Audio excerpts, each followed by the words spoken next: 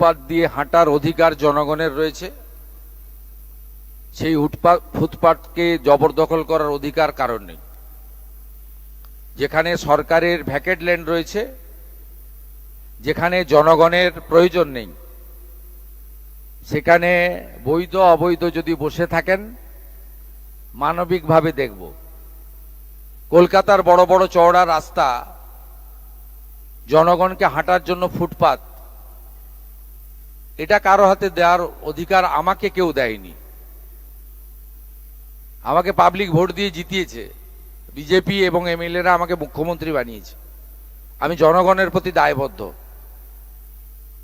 আপনার জনগণের স্বার্থ যেখানে যুক্ত রয়েছে, সেই স্বার্থ সর্বাধিক অগ্রাধিকার পাবে। মুষ্টিমেয় কোনো ব্যক্তি বা গোষ্ঠী তার স্বার্থ আমার কাছে অগ্রাধিকার পাবে না। আমরা মানবিক, যেখানে অচল মার্কেট রয়েছে, উদ্বৃত্ত জায়গা রয়েছে, প্রাথমিকভাবে আপনারা সরে যান। ইউডিএমএ ডিপার্টমেন্ট আস্তে আস্তে আপনাদের জন্য সরকারি স্কিম নিয়ে আসবে। হকারদের জন্য ভারত সরকারের শ্রম দপ্তরের স্কিম রয়েছে, তার সুযোগ আপনারা পাবেন এবং অন্যান্য সুযোগ পাবেন। কিন্তু আপনি নিউ মার্কেটের রাস্তাটাই দখল করে নেবেন, মোটর সাইকেলও যেতে পারবে না, রাজাবাজারটা বেহাত হয়ে যাবে। খিদিরপুর মেটিয়াবরুজে আপনি যা খুশি করবেন, এটার জন্য কিন্তু আমাকে মুখ্যমন্ত্রী করেনি পাবলিক। অতএব আপনার এই প্রশ্নের উত্তর আমি দিয়েছি। আর রিগার্ডিং দুর্গাপুজো, এটা নিয়ে আমি এখনো আলোচনা শুরু করিনি। আলোচনা আমি করব। তথ্য সংস্কৃতি দপ্তরের দায়িত্ব আমার হাতেই আছে, আমার সঙ্গে একজন রাষ্ট্রমন্ত্রী আছেন। আমি এটা সাংস্কৃতিক দপ্তরের মধ্যে পড়ে, আমি নিশ্চয়ই আলাপ আলোচনা করব। আমি একটা কথা শুধু বলবো, ওই সামান্য সরকারি অর্থ যাদের প্রয়োজন নেই, আমার মনে হয় তাদের দেওয়ারও দরকার নেই। আর যারা এই অর্থের জন্য পুজো করতে পারেন না বা পারবেন না, তাদের পাশেই সরকার থাকবে। নমস্কার, আমার ইন্ডাস্ট্রি নিয়েই একটা প্রশ্ন। আপনি যেদিন রেলমন্ত্রীর সঙ্গে বৈঠক হচ্ছিল, সেদিন বলছিলেন যে রেলের প্রজেক্টও যেন রাজ্যে পায়, কারখানা পায়। এইরকম কোন কোন ইন্ডাস্ট্রিয়াল সেক্টরকে এই গভর্নমেন্ট গুরুত্ব দিচ্ছে? আর সিঙ্গুরের জন্য কি কোনো স্পেশাল প্ল্যান আছে? টাটারা আসবে? প্রথম কথা আপনাকে বলি, কাঁচড়াপাড়া, আপনার খড়গপুর সহ রেলের অনেকগুলো ওয়ার্কশপ রয়েছে, রেল কেন্দ্রিক ইন্ডাস্ট্রি। এখানে ওয়াগন তৈরি, ওয়াগন মেনটেনেন্স, রেলের অনেকগুলো মেশিনারি লাগে। সেই মেশিনারিতে অনেক ধরনের ইন্ডাস্ট্রি, নিজে রেলের যে সমস্ত কর্পোরেশন রয়েছে তারা করতে পারে। আমি সেটাই মাননীয় রেলমন্ত্রীকে তুলে ধরেছিলাম যে নতুন রেল লাইন, আরবি, আন্ডারপাস, অমৃত ভারত স্টেশন, মেট্রো সম্প্রসারণ, নতুন রেলগাড়ি, নতুন rail station, Vande Bharat, bullet train, এসব তো হলো। আপনার যে কটা এখানে ওয়ার্কশপ রয়েছে তার এক্সপানশন করলে আরো কয়েক হাজার ছেলে চাকরি পেতে পারে। এবং এখানে সমস্ত রকমের কাঁচামাল আছে, র মেটেরিয়াল রয়েছে। গড গিফটেড এভরিথিং পশ্চিমবঙ্গে, নেচার গিফটেড এভরিথিং। শুধু চুরিই করলেন তো, কাজ তো আর হলো না। বিগত সরকারের উদ্দেশ্যে এটা আমার বলা। তাই রেলমন্ত্রীকে অনুরোধ করেছি তিনি এই দিকটাতেও নজর দিন। উনি যা বলেছেন আপনারা নিজেরা লাইভে দেখেছেন। মাননীয় রেলমন্ত্রী বলেছেন যে তিনি এই সংক্রান্ত বিষয়ে তার যে পশ্চিমবঙ্গ মিশন রয়েছে, উন্নয়নের মিশন, তাতে যুক্ত করবেন। এটা এক নম্বর গেল। দ্বিতীয় নম্বর হচ্ছে স্পেসিফিক সিঙ্গুর এবং টাটা।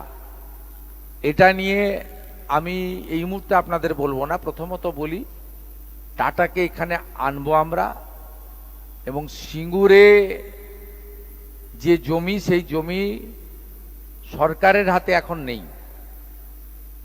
বিগত সরকার তার মালিকানা ওখানকার কৃষকদের দিয়ে দিয়েছে, বা ওখানকার জমির মালিকদের দিয়ে দিয়েছে, যারা ওই জমিতে না সর্ষের চাষ করতে পারছেন, না আলু ফলাতে পারছেন, না ধান করতে পারছেন। ফাইনালি যে মাছ চাষের চেষ্টা করা হয়েছিল বিগত সরকারের সময়, না মাছ চাষ করতে পারছেন। ওই মাটির সঙ্গে টাটার রড, সিমেন্ট সবকিছু মিশে রয়েছে। ওই মাটির নেচারই চেঞ্জ হয়ে গেছে। আমাদের শিল্প ও পুনর্গঠন দপ্তরের দায়িত্ব পেয়েছেন এই রাজ্যের অত্যন্ত সিনিয়র 5 বারের এমএলএ তাপস রায়। শিল্প দপ্তরের টিমও ভালো রয়েছে। ইতিমধ্যে আমার কাছে বহু বহু প্রকল্প এসে গেছে। আমি বিগত সরকারের মতো মিথ্যাচার আর ফটো সেশন করতে চাই না। আমি এক্ষেত্রে প্রপোজালগুলো খতিয়ে দেখার জন্য শিল্প সচিব বন্দনা যাদবের নেতৃত্বে টিম বানিয়ে দিয়েছি।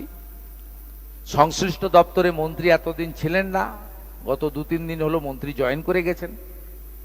তারা প্রাথমিক ঝাড়াই বাছাই করার পরে খুব খোলা কথাই বলে দিই, যতগুলো রাজ্য অর্থনৈতিকভাবে এগিয়েছে শিল্প বিনিয়োগ এর ভিত্তিতেই এগিয়েছে।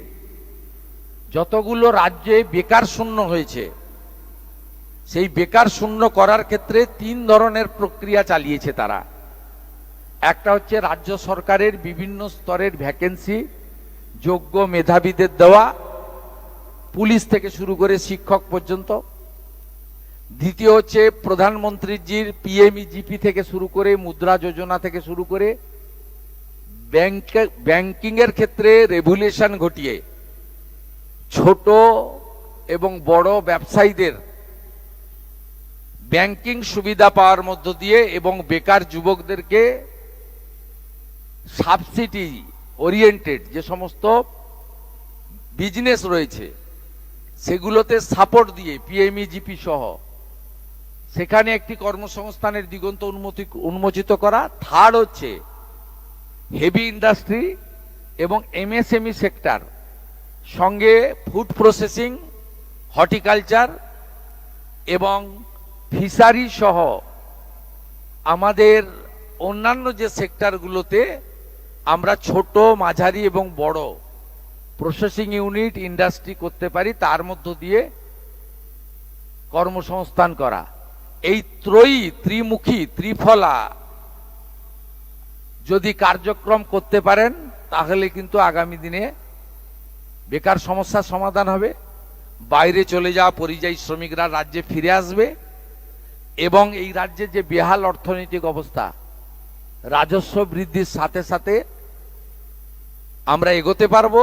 আর যে কোনো বড় ইন্ডাস্ট্রি এলে নিজেরাই পরিকাঠামোগত উন্নয়ন করে, সেখানে সেতু তৈরি হয়, ব্রিজ নির্মাণ হয়, রেলওয়ে কানেক্টিভিটি বাড়ানো হয়, ওয়ার হাউস তৈরি হয়, এমনকি মেডিকেল ফেসিলিটিও তারা অনেক জায়গায় করেন তাদের বড় বড় ইন্ডাস্ট্রির ক্ষেত্রে।